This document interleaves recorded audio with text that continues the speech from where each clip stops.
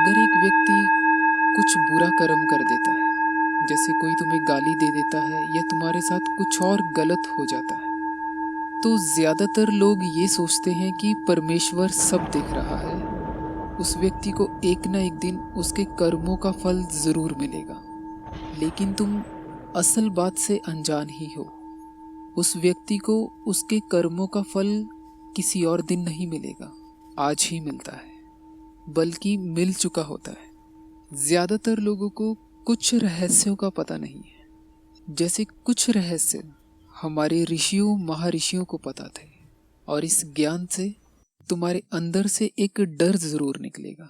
तुम और भी स्वतंत्र होकर इस दुनिया में घूम सकते हो, लेकिन उसके लिए कुछ बातों को बड़े ध्यान से समझ लेना होगा।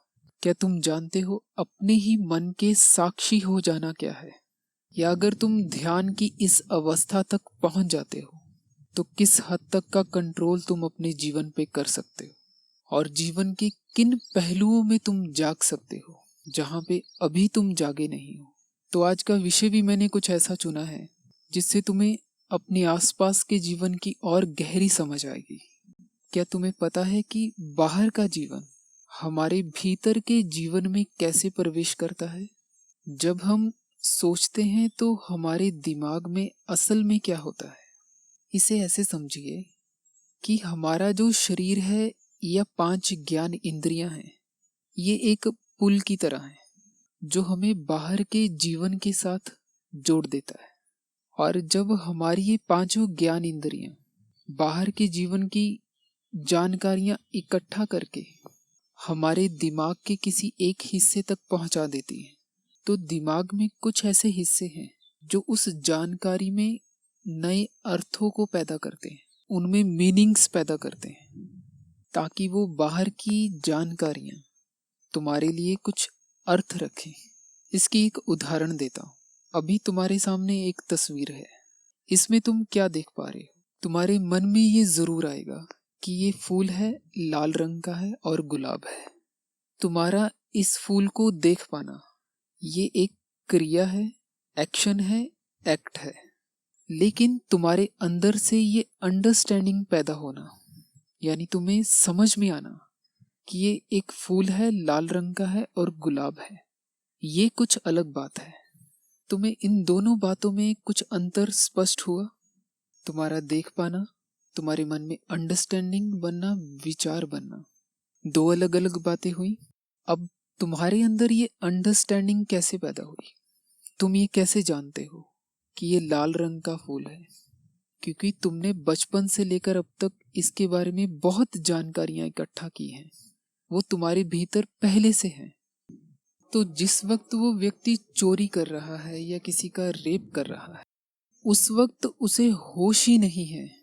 उसके भीतर की समझ उसे ये गलत कर्म करवा रही है। जिस वक्त उस व्यक्ति के भीतर ये विचार पैदा हो रहा है, उस वक्त व्यक्ति बेहोश है। वो उस विचार को देख ही नहीं पा रहा कि वो विचार कहाँ से पैदा हो रहा है। उसके उस विचार को बल किसने दिया?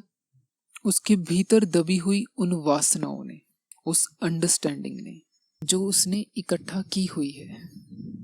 ऐसे ही तो एक आतंकवादी मासूम लोगों को मार देता है। कुछ तो है उनके भीतर ये जो उन्हें ये करने पे मजबूर करता है। अब जैसे ही तुमने इस तस्वीर को देख के ये कहा कि ये लाल रंग का फूल है, तुमने अपने भीतर की जानकारी को व्यक्त किया। अब तुम व्यक्त कर सकते हो या तो विचारों में या शब्दों में, यानी बोलकर, या फिर किसी फिजिकल एक्शन में। जैसे कुछ लोग फूल को तोड़ लेते हैं। तो जब एक चोर चोरी करने जाएगा तो पहले तो उसे ये विचार ही आएगा, बिना विचार किए वो चोरी करने जाएगा ही नहीं। अब तुम ये मत समझना कि उस व्यक्ति को उसके कर्मों का फल कल मिलेगा या किसी और दिन मिलेगा। उस व्यक्ति की चेतना ऐसे नर्क में है पहले से ही। वो अपनी वासनाओं का इतना गुलाम है, क्योंकि उस व्यक्ति का तुम्हें गाली देना, तुम पे हाथ उठाना, वो उसके भीतर की दुर्दशा का ही संकेत है। क्योंकि उस व्यक्ति का तुम्हें गाली देना, तुम्हें थप्पड़ मार देना या कुछ और भी गलत कर देना, ये जानवरीय वृत्तियां हैं। अब ये कहना भी गलत है, क्योंकि जानवर ऐसा भी नहीं करते, क्योंकि वो व्यक्ति जानवरों की श्रेणी से भी इतना नीचे गिर चुका है, क्योंकि उसे अपने आप के ऊपर भरोसा ही नहीं रहा कि वो अपनी साधारण बातों से तुमसे जीत सके।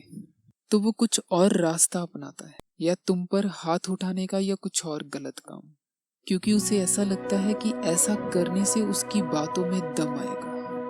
तो इसमें उनकी बहादुरी मत समझना। इसका मतलब सिर्फ इतना है कि वो लोग बहुत गहरी बेहोशी में हैं, बल्कि वो भीतर से इतने कमजोर हो चुके हैं जिसकी कोई हद नहीं। तो इसलिए पिछली 2 वीडियोस में मैंने पूरी कोशिश की थी तुम्हें उस विधि को समझाने के लिए कि कैसे हम अपने मन के साक्षी हो सकते हैं। तो हमारे ऋषियों महर्षियों ने यही कहा है कि सिवाय जाग जाने के अपने मन के प्रति और कोई उपाय नहीं है। तो इस विधि को जरूर करें।